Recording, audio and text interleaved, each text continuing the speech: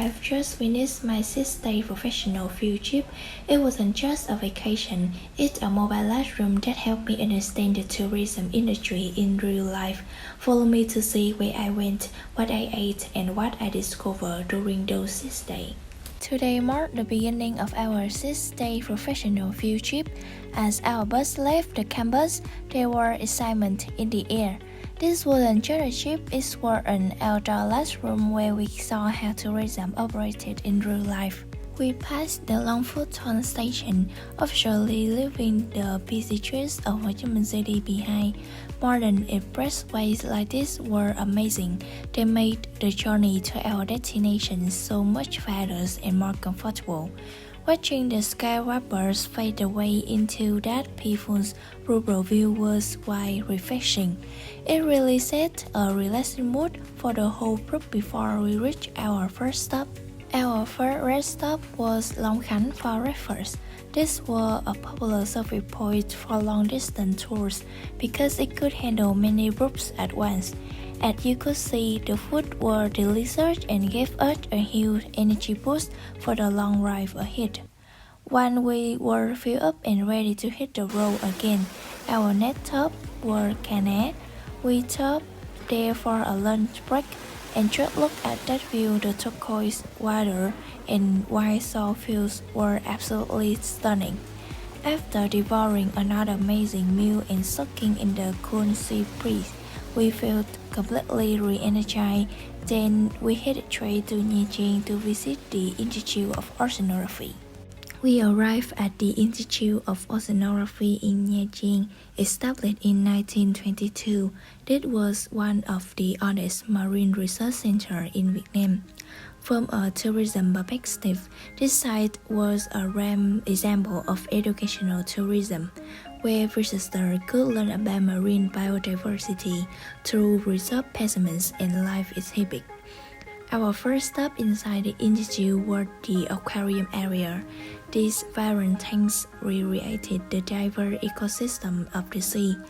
These living exhibits were high-value products that attracted thousands of visitors every year. Observing these species up close helped us understand the importance of marine conservation in developing sustainable tourism. Leaving the vibrant aquarium behind, we headed to the most iconic symbol of this institute. This was the museum highlight, a giant humpback whale skeleton, 18 meters long. A unique attraction like this was a masterpiece of nature, providing huge scientific and cultural value to every visitor. Now, let's go behind the scenes to see how marine life was preserved here.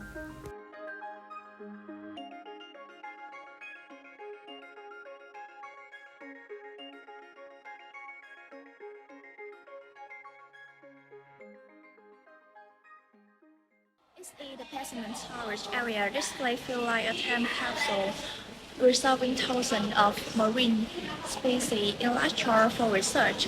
While its space highlights the scientific depth of the institute, it proves that tourism isn't just about sightseeing, it's also about preserving knowledge and heritage for future generations.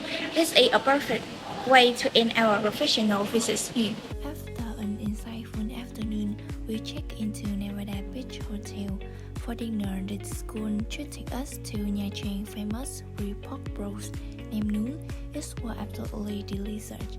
To end the day, my friends and I headed out to the city center to grab some fresh juice and try the famous rose ice cream. We were just chilling and enjoying the cool night breeze. It was the perfect way to wrap up our first day in Nha Trang. I started my second day in Nha Trang by heading down to the hotel's breakfast buffet. It was great to have such a wide variety of options to choose from, perfect for filling up before checking out and hitting the road. After a good meal, I headed to my first destination, Hong Chong Promontory, specifically the Nha Trang Bay Cultural Center. This traditional wooden house was a peaceful sanctuary where local history and coastal culture were beautifully preserved. But the real highlight for me was the live performance of traditional ethnic instruments.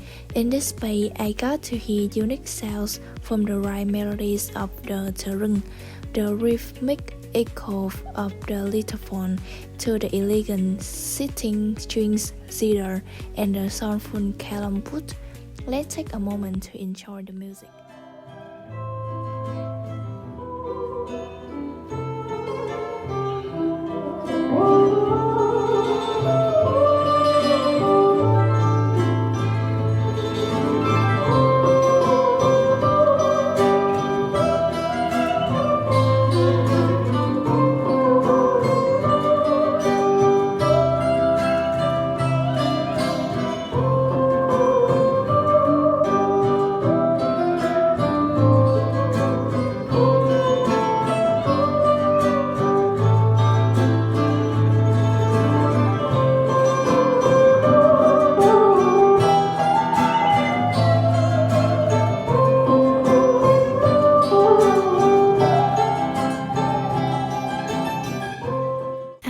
Discover this play had much more to offer than just music.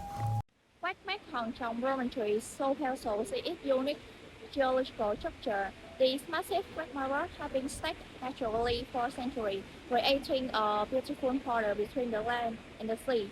And I find it fascinating how nature can create such an iconic attraction without human intervention. Standing here, you can feel the sea breeze and enjoy a panoramic view of Nha Trang Bay from a very different angle. It's a popular spot for pole photography and sightseeing, which helps boost the local tourism economy. Even though we are only here for some time, the peaceful atmosphere and the majestic rocks have a lasting impression, and we are ready to leave this coastal beauty and head toward our next big destination in Quy Nhơn. Leaving Nha Trang behind, we grew through Tuy Hòa, Phú Yên. The view of the green white fields and the majestic Darang River were just breathtaking. It was a peaceful contrast before we reached our next pit stop, Quy Nhơn. But instead of the beach, we headed straight to explore science. It was the first science center in Vietnam, where we traded the natural landscape for the wonders of the universe. We arrived at Explorer Science in Quy Nhơn. As you can see, the architecture here is very futuristic. It is the first science center in Vietnam. It is a mature highlight for Bình Định province tourism. I'm so excited to see how they combine education with travel. So let's get inside.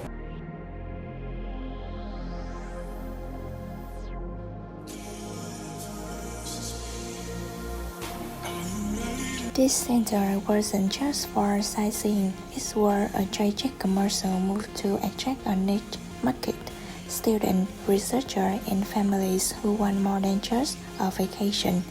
By investing in science and technology, Bình Định province was creating a unique competitive advantage that set it apart from other coastal destinations in Vietnam. Inside the center, there are 7 exhibition rooms with different themes, and what I love most is the interactive factor. Instead of just reading labels, we get to touch, play, and experiment. When tourists are actively involved in the experience, they stay longer and value the destination more. I think it's a smart way to increase commercial value through high-quality services.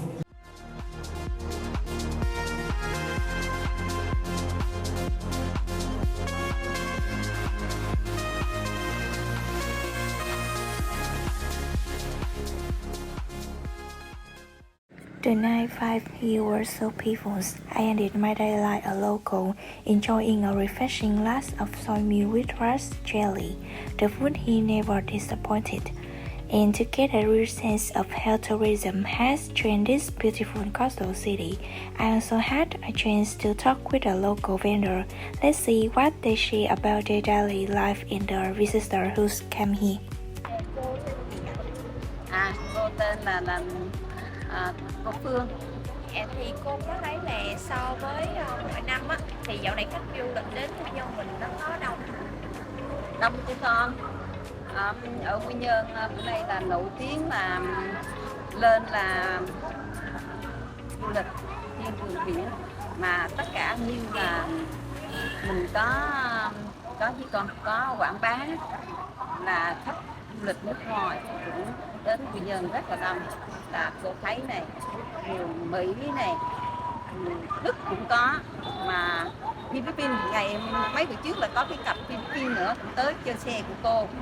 Cô hỏi cho các bạn ở nước nào, bạn nói tiếng Việt 2-3 từ Philippines, rồi bạn còn biết nói tiếng cảm ơn. Cái này kiểu này mình cũng có thể thay đổi cách chọn để khách du lịch đến. Đúng rồi, bây giờ bữa nay là nổi tiếng lắm. Hồi xưa lại con có đi Quy Nhơn một lần nhỏ, xong rồi bây giờ đi lại cái thấy gọi là khác biệt này. Đúng Nhiều rồi, cái nó không có cách đẹp ra. Hồi trước kia là cái tượng đài chiến thắng là cách đây 3-4 năm, nó nằm ở ngay chỗ này, rồi bắt đầu nhà nước mới làm gì cũng như là nâng cấp lên, là cải tạo ấy, và đem tượng đài ra ngoài bãi cát, và chỗ đây mình phun cát lên mình làm cái tượng đài rất là rộng và đẹp và sạch sẽ nữa cho các bạn chơi. Rồi chứ hồi xưa chỗ đây là nước cát biển, chỗ này rất là đẹp. Thì hồi nãy cô nói là khách du lịch nước ngoài không có được nhiều điểm so. Cô thấy thì so giữa khách du lịch nước ngoài với lại khách Việt Nam á, tôi thấy tiệm khách ở đây là nhiều nhất. Thì đương nhiên là khách Việt Nam mình là du lịch rồi ở Hà Nội này, ở trong các nước này, Đà Lạt, Gia Lai, rồi nói chung Hải Phòng, miền Nha Trang và thành phố Hồ Chí Minh, nhất là khi mà Tết đó là các nơi cổ tụ về để mà thăm gia đình, rồi thăm cha mẹ rồi đó, và Việt Nam thì đông hơn chứ. Còn du lịch thì chỉ có nước ngoài nó chỉ đi mùa hè, có thì Tết cũng có, nhưng mà lại không bằng người Việt Nhưng mà mình. khách Việt là coi như là quanh năm đều có thể tới. Đúng rồi, người Việt mình mà. Dạ đúng rồi. Với lại cô là người địa phương thì Đúng rồi, cô sanh ở đây, bây giờ ở đây là cũng gần 70 năm rồi. vậy là nếu mà ví dụ bây giờ khách du lịch ở đây đây thì cô có cái gợi ý nào kiểu như là nơi đi ăn ngon và đi chụp hình cái không? Nói chung ở Nhơn ở đây nhiều lắm con. Nổi tiếng là Hàm Mạch Tử này, ngay chỗ đây Hàm Mạch Tử mình đi lên xe điện mình có chở lên khoảng chưa tới nửa đi, nhanh lắm.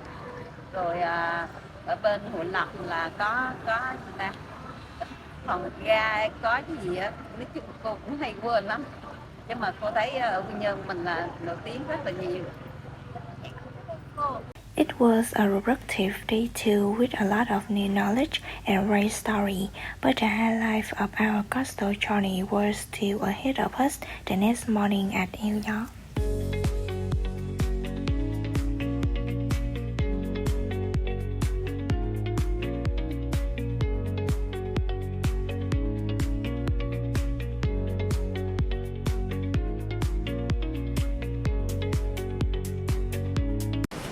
We are starting day 3 at Eo Gió, which is often called the most beautiful sunrise spot in Vietnam. The name Eo Gió literally means the windy pass, referring to the unique shape of this range, which is the radial base to majestic mountain ridge. From a tourism marketing perspective, Eo Gió is a textbook example of breathtaking destination. It's a dramatic cliff and riptopically wider iconic moments, which is a key driver for domestic tourism today. Looking deeper, it's about infrastructure. You can see this iconic walking path with its great and wide rollings. It's a simple addition, yet it significantly improves the visitor experience and enriches the commercial value of this natural site. It allows tourists to safely enjoy the wide beauty of decor in Eo Gió complex. Leaving the breezy cliff of Eo Gió, my next stop was the Quang Trung Museum. I love walking along the peaceful, scenic path. It feels like stepping back into history. I am currently standing at the Wang Chung Museum in Tây Sơn, Bình Định. This sacred place is dedicated to the national hero, Emperor Wang Chung, and the legendary Tây Sơn brothers. Behind me is his majestic statue. Being here, you can truly feel the heroic spirit of the 18th century, uprising that once unified our country.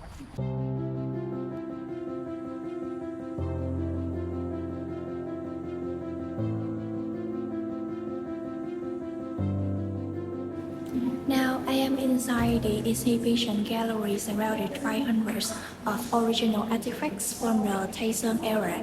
From ancient weapons to official documents, every item here tells a story of courage and wisdom. Seeing these things with my own eyes make me realize that tourism is more than just sightseeing. It's also about learning and gratitude. This visit has given me a much deeper understanding of our national history. So now we are ready to leave this historical land and head toward the mystical highlands of Pleiku. Goodbye, Uyên. We left the coast behind and headed straight to the Central Highlands. After a long ride, we finally arrived in Pleiku and checked into the Jason Hotel. For our first night here, we just went out for dinner to refuel and rest. It's a whole new vibe here in the mountains. Leaving Lake behind, we made our way to Măng Đen. Our first stop was the statue of Our Lady of Măng Đen. It's a very sacred place, famous for the statue missing hands, which symbolize healing and peace. After that, we visited the art garden for some photos. I love how local culture and art come together in this cool misty forest. We also grabbed a delicious local lunch nearby. The whole vibe here made the trip so worth it. After lunch, we headed back to Gia Lai to visit two of its most iconic spots, the century-old Pine Road and the beautiful Biển Hồ Tea Hills. We are traveling through the century-old Pine Road, a breathtaking path planted in the early 20th century. It's a living piece of history. The way the sunlight filters through the pine needles creates a magical atmosphere that attracts photographers and nature lovers from all over. This place shows how a simple landscape, if we preserve well, can be a powerful tourism symbol for a whole region. Right next to the century-old Pine Road, the Biển Hồ Tea Hills represent a successful models of agritourism. These fields are no longer just for production; they have become a mature attraction, drawing travelers and photographers from all over. Walking here between the fresh tea leaf and the cool breeze is a perfect escape from city life. It's a great example of how preserving natural landscape and effective promote a destination image on social media for free. So now we let's head to the Eye of Pleiku.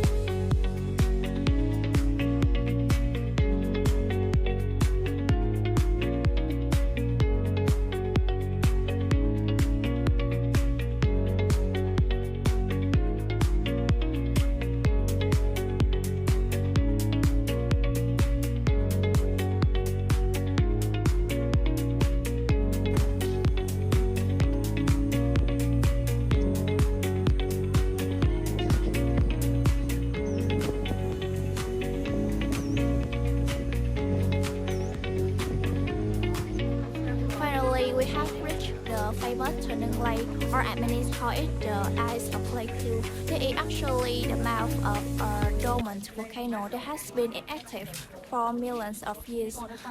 It is the largest freshwater lake in the Central Highlands and provides water for the entire city of Pleiku. Its deep blue waters is why people say the source of Gia Lai lies here. Trần Lake is a primary water source, so the challenges are to develop tourism without polluting the environment. You can see that there aren't many big buildings or resorts right on the water. This is a good move toward sustainable tourism, ensuring that the lake stays pristine for future generations. Standing here looking at the pine forest reflected in the crystal clear water, I truly understand why musicians write so many songs about this lake. So it's been an incredible day for traveling from the forest of Mangding to the volcano of Lake Cool. After exploring Turning Lake, we grabbed some dinner to refuel before heading to the city square. The atmosphere here was so lively, and I even had a chance to interview a local student about their hometown. Rồi, mình là sinh viên của trường học Sài Gòn thì tụi mình có một dịp xuống Gia Lai để đi thực tế thì mình có một vài câu hỏi muốn phỏng vấn cho bạn người Gia Lai. Rồi, đầu tiên thì bạn tên gì? Mình là Nguyễn. Bạn là người địa phương ở đây thì mình có câu hỏi đầu tiên là một người sinh ra cũng như là lớn lên ở Gia Lai thì bạn thấy là có cái gì đó nó gọi là chill nhất mà những cái người khách du lịch tới không nên bỏ lỡ cái điều đó. Đối với mình tới Gia Lai thì có rất là nhiều địa điểm nổi tiếng và cái thứ đầu tiên mà mọi người nên đến đó là biển hồ. Thì nơi đây được mệnh danh là yêu nhất của Pleiku. Thì khi mà mọi người đến đấy kiểu mình tận hưởng cái không khí nó trong lành, xong rồi hồ nước cay đeo các thứ nó rất là chill. Với lại là mình đó thì có cái quán ăn rồi cà phê mình có thể chụp ảnh check in. Cái thứ hai là nếu như bạn có một người bạn là người Sài Gòn hoặc là người Hà Nội thì họ đi lần đầu đi du lịch tới đây thì có những cái món ăn hoặc là gì đó bạn nghĩ là bạn nên thử như kiểu là một cách để mình khoe về quê hương của mình đó. Đối với mình chắc là món phở hai tô thì hay còn gọi là phở cô vẫn là đặc sản Gia Lai, với lại là đàn cơm lam thì đây cũng là cái món mà đặc trưng của người đồng bào là của Tây Nguyên. Và cuối cùng là hiện tại là mình thấy là Gia Lai là đang xuất hiện trên mạng xã hội rất là nhiều, cũng như là được mọi người khen là kiểu rất là đẹp, không khí mát mẻ trong lành đó, thì bạn có cảm thấy tự hào về cái việc đó không? Tất nhiên là có, lại kiểu mình sinh ra và lớn lên ở Gia Lai mà mình thấy mọi người đến thăm Gia Lai rồi khen thì mình nghĩ là em rất là tự hào vì quê hương của mình. Cảm ơn em.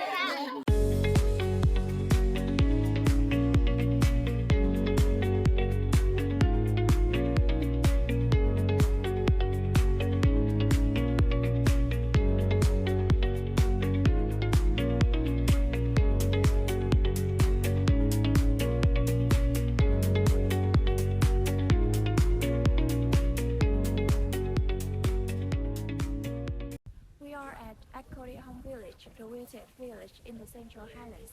What makes this place a successful tourism product is the perfect presentation of the everyday houses. If you look closely at the wooden stay, you will see the crest and present symbols representing the matriarchal society of the local people.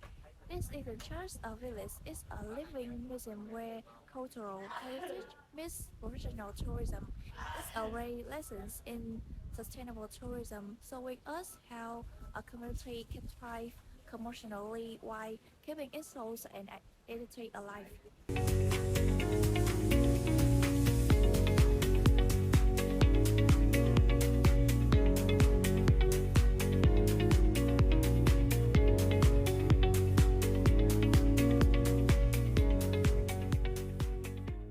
We have finally reached the World Coffee Museum, an architectural masterpiece in the heart of the coffee capital.